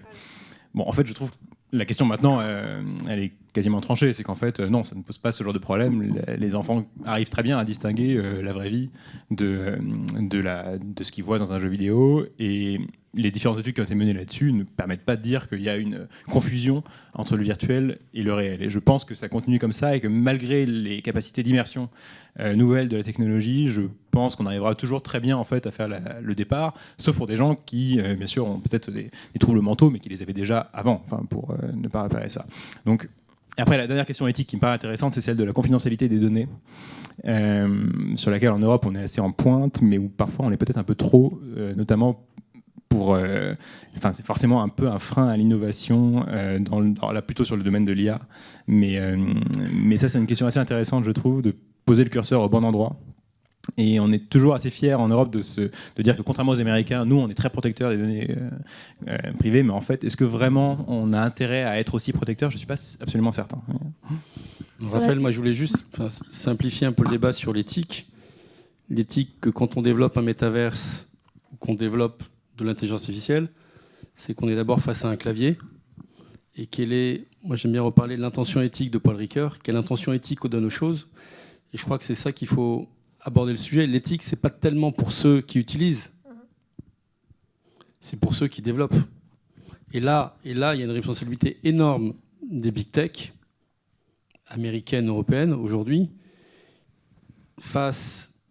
avec des moyens colossaux où ces gens-là peuvent lancer des produits. Je reprends mon exemple sur le comité scientifique, où on s'est pris dans la figure de ChatGPT, avec du très bon et un peu de moins bon aussi, parce que ce qui a été très peu dit avec ChatGPT, c'est qu'on dit que tout a été automatisé, sauf qu'il y avait beaucoup d'hommes et de femmes derrière qui corrigeaient beaucoup de contenu, et que ce qu'on appelle les foundation knowledge, c'est-à-dire que la genèse de GPT 3.5 ou GPT 2 avant, il y avait beaucoup de biais. Et que tous ces biais, ils les ont envoyés, je dirais, à la figure du monde entier, assez facilement. Et je dirais que le travail éthique, c'est d'abord pour ceux qui construisent ces outils. Et moi, ce que j'aime bien dire souvent à des jeunes élèves ou des jeunes informaticiens, c'est pensez bien que quand vous avez un clavier entre les mains, comment vous concevez le monde que vous souhaitez. Oui. Je suis totalement d'accord. Je pense qu'il y a quand même un autre enjeu éthique. D'abord, oui, je pense que les enjeux éthiques du métavers et de l'IA, enfin en tout cas de ChatGPT, sont pas du tout les mêmes. Et que c'est pas du tout les mêmes sujets. Et d'ailleurs, les deuxièmes, ceux de l'IA, sont plutôt même presque sociopolitiques davantage qu'éthiques. Mais pour le métavers, je pense qu'il y a quand même un enjeu éthique qui est en fait majeur. C'est que à partir du moment où vous êtes comme ça dans un monde auquel vous accédez de manière virtuelle, le monde devient comme une sorte de bulle autour de vous. Et donc, vous n'avez plus besoin, pour accéder au monde ambiant et pour accéder à autrui, de sortir de vous et de sortir de votre espace intime. C'est-à-dire que c'est absolument pas la même chose de dire que si je veux boire un café avec vous, discuter avec vous, je dois faire la démarche de sortir, par exemple, de mon studio, d'aller dans la rue, etc., et de nous retrouver quelque part. Et là, votre altérité jaillit dans ce contexte-là, ou que depuis ma bulle, quelque chose qui serait l'avatar d'autrui puisse surgir. Je souligne d'ailleurs que ce risque éthique n'est pas propre que au métavers, puisqu'il est propre à la révolution numérique en général, et que l'effet des bulles de filtre, c'est déjà exactement ça. Alors le fait que quand vous allez sur un réseau social, par exemple sur Twitter, et que vous avez les recommandations qu'on va vous proposer dans votre fil sont conformes déjà à vos centres d'intérêt, aux pages que vous suivez, aux sujets qui vous intéressent plus que d'autres, et puis surtout aux orientations qui vous intéressent plus que d'autres. Donc si vous créez un compte, ça a été fait, cette expérience, si vous créez un compte où vous suivez seulement 5 ou 6 comptes, par exemple de droite ou de gauche, à partir de ces 5 ou 6 comptes, toutes les recommandations, la constellation des recommandations fait que tous les jours, vous allez avoir accès à un réel de droite ou un réel de gauche, ou enfin je caricature un peu, mais en gros c'est ça. Et dans le métavers, je pense que ce risque-là est central parce qu'en fait, autrui peut perdre son altérité. Et que par exemple, dans le cas du harcèlement, Moi, je ne sais pas dans quelle mesure, en effet, ça se produit souvent. Voilà, bon. Mais le simple fait que si je fais du mal à un avatar, bah, je ne fais pas vraiment du mal. En tout cas, je n'ai pas l'impression, si je suis dans cette logique de me dire que je fais du mal à autrui dans sa chair, etc. C'est aussi un peu ça. La violence, la haine en ligne qui existe, c'est que quand on harcèle quelqu'un en ligne, ce n'est pas sa personne physique qu'on s'en prend. C'est à son pseudo, c'est à son identité symbolique, et donc c'est une violence qui fait pas, sauf quand elle donne lieu à des violences physiques ensuite, mais qui fait pas couler du sang, qui est de l'ordre d'une autre souffrance. Et je pense que là, il y a un enjeu éthique qui est majeur, qui est à la fin des méditations cartésiennes, au début de la 5e méditation, Husserl distingue justement, quand il essaye de penser la question de l'intersubjectivité, nous sommes tous des sujets, qu'est-ce qui nous relie, il distingue ce qu'il appelle la sphère d'appartenance. Et la sphère d'appartenance de mes pensées, de ma cogitatio, c'est précisément tout ce qui est de l'ordre d'une pensée solipsiste, d'une pensée où autrui n'est pas là, et donc c'est de l'ordre de la pensée de ma chair, et de tout ce qui se rapporte à ma chair, le monde de ma chair, le monde ambiant autour de ma chair. Et le risque du métavers, c'est que le monde intersubjectif, le monde social, le monde éthique, le monde d'autrui, se retrouve réduit au monde de ma chair, et ça je pense que c'est un danger éthique, et même presque infra-éthique global, parce que derrière il y aurait la possibilité de ne plus penser une relation éthique. Merci et bonne soirée.